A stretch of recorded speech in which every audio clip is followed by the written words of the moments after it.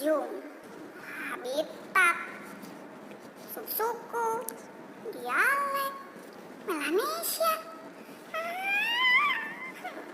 Nesya, cuaca cerah begini, mengapa wajahmu mendung? Saya baca teks, tapi tidak paham semua karena ada beberapa kata yang tidak tahu artinya. Anak-anak di rumah pasti pernah mengalami hal yang sama dengan Nesya kan? Mau tahu solusinya? Simak terus video ini sampai akhir bersama Indonesia, Bu Ine dan Nesya.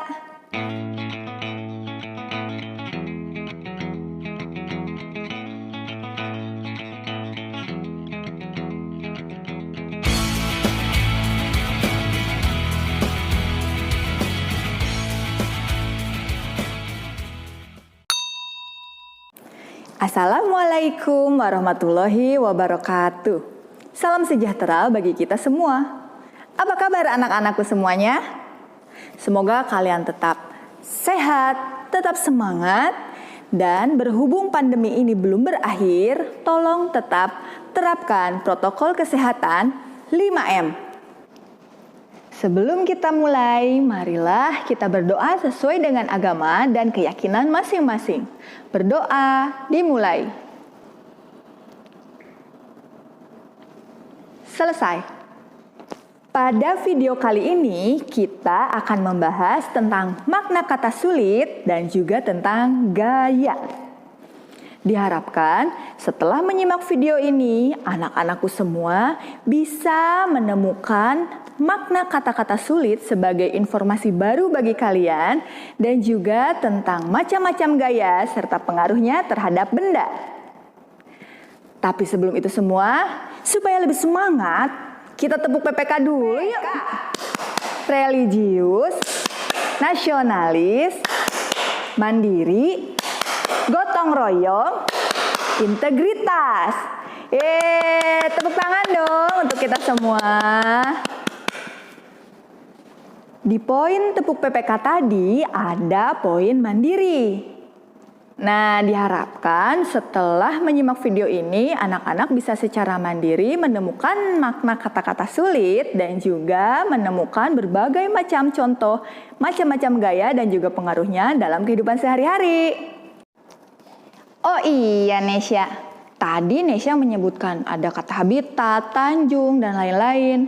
Memang Nesya sedang membaca teks tentang apa sih? Tentang keragaman di Pulau Flores. Wow, Kepulauan Flores. Menarik juga ya.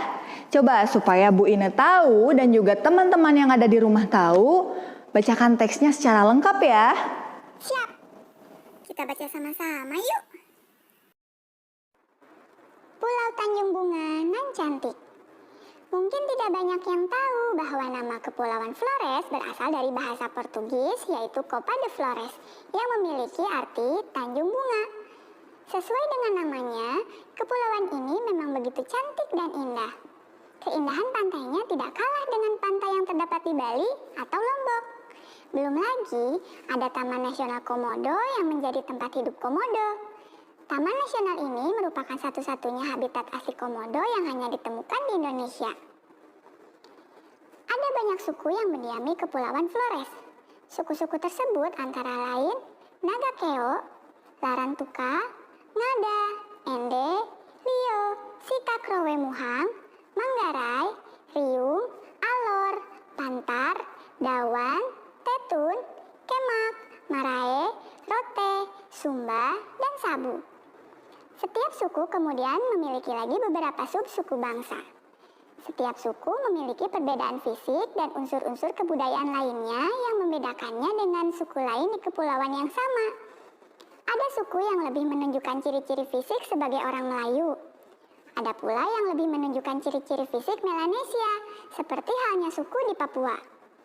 Sementara itu, bahasa pengantar setiap suku juga berbeda dan mendapatkan pengaruh dari luar, seperti Tiongkok, Jawa, atau Belanda. Masing-masing bahasa memiliki cara pelafalannya sendiri.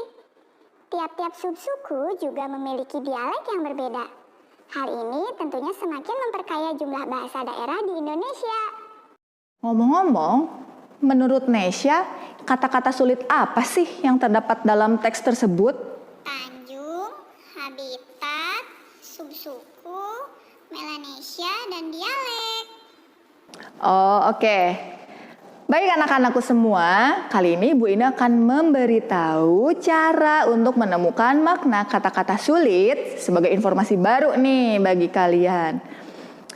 Yang pertama, baca dulu judul teksnya. Kemudian yang kedua, baca kalimatnya secara utuh.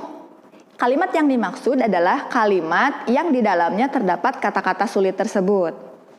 Dan yang ketiga, kalian bisa mencari maknanya dalam Kamus Besar Bahasa Indonesia atau yang disingkat dengan KBBI.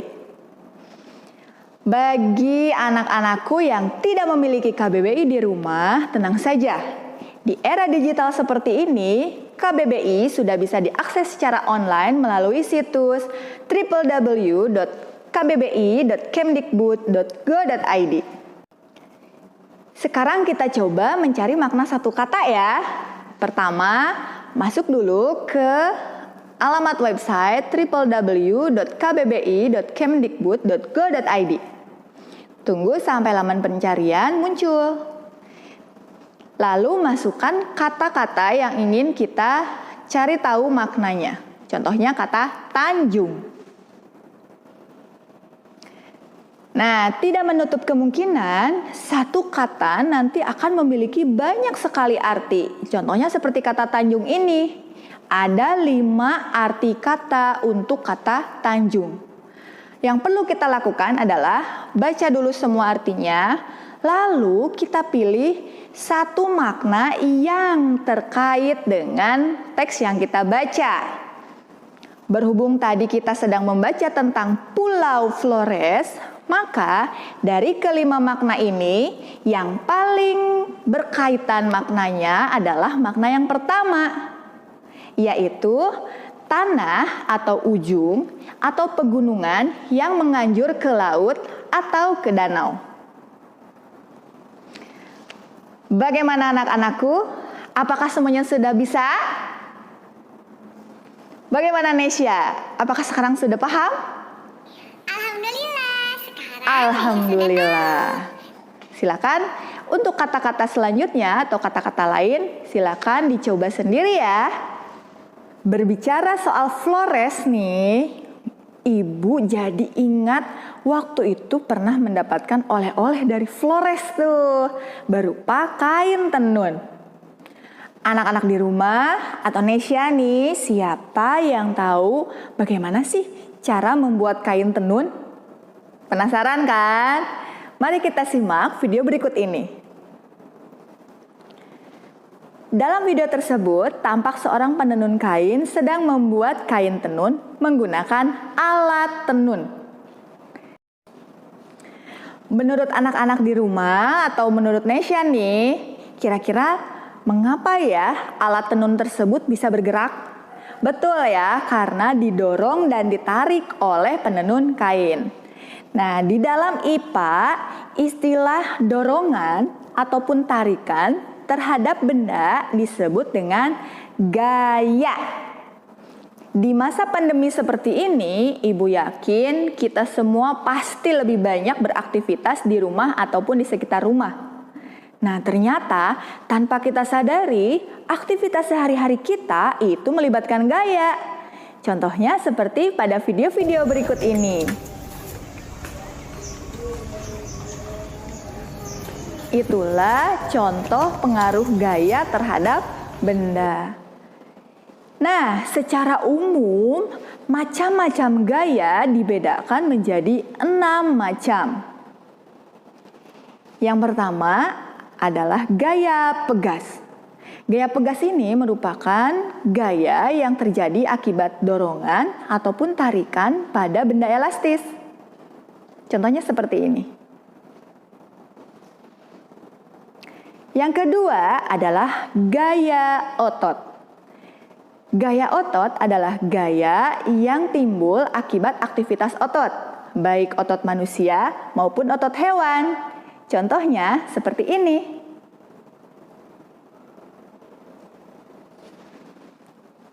Yang ketiga yaitu gaya magnet.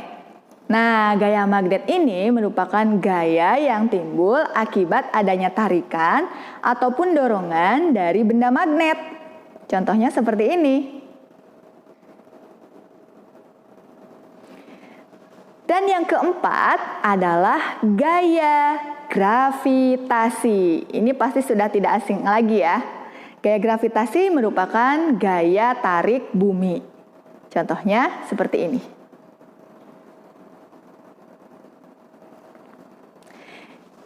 Yang kelima, ada gaya gesek.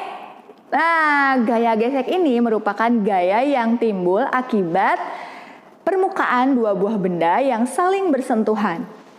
Contohnya seperti ini.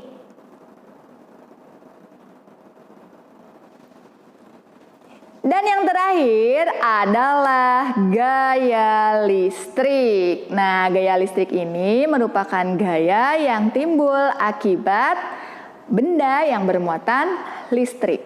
Contohnya seperti ini.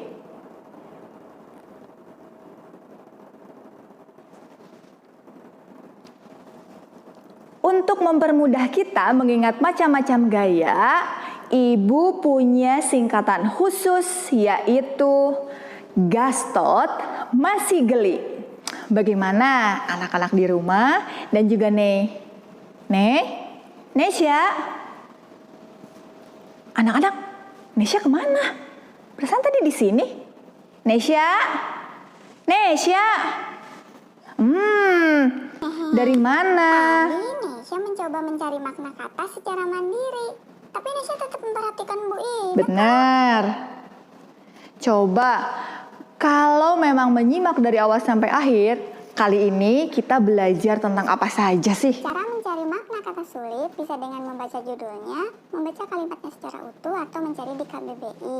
Lalu pengaruh gaya itu, benda diam jadi bergerak, benda bergerak menjadi diam, benda bergerak berubah arah, dan benda berubah bentuk. Iya. Tentang gaya itu ada gaya pegas, gaya otot, gaya magnet, gaya gravitasi, gaya gesek, dan gaya listrik.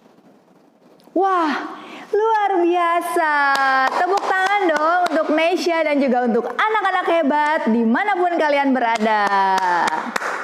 Untuk mengetahui sejauh mana kemampuan pemahaman kalian tentang materi kita kali ini, silakan dikerjakan latihan-latihan soal tentang materi kita hari ini yang ada pada link di deskripsi video ini. Ya, silakan nanti diisi dan dikerjakan. Ya, Nesya, sepertinya kita sudah harus pamit nih. Sebelum kita akhiri, marilah kita berdoa sesuai dengan agama dan keyakinan masing-masing. Berdoa dimulai. Selesai. Nah, anak-anak dan Nesya, sebelum kita akhiri perjumpaan kita kali ini, Ibu punya sebuah lagu yang berjudul Gastot Masih Geli. Lagu ini merupakan gubahan lagu Guruku Tersayang karya Melly Goeslaw. Kita nyanyi sama-sama yuk!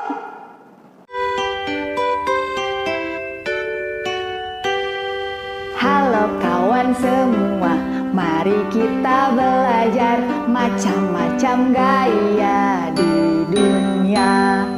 6 gaya disingkat agar mudah diingat. Gastot masih geli singkatnya.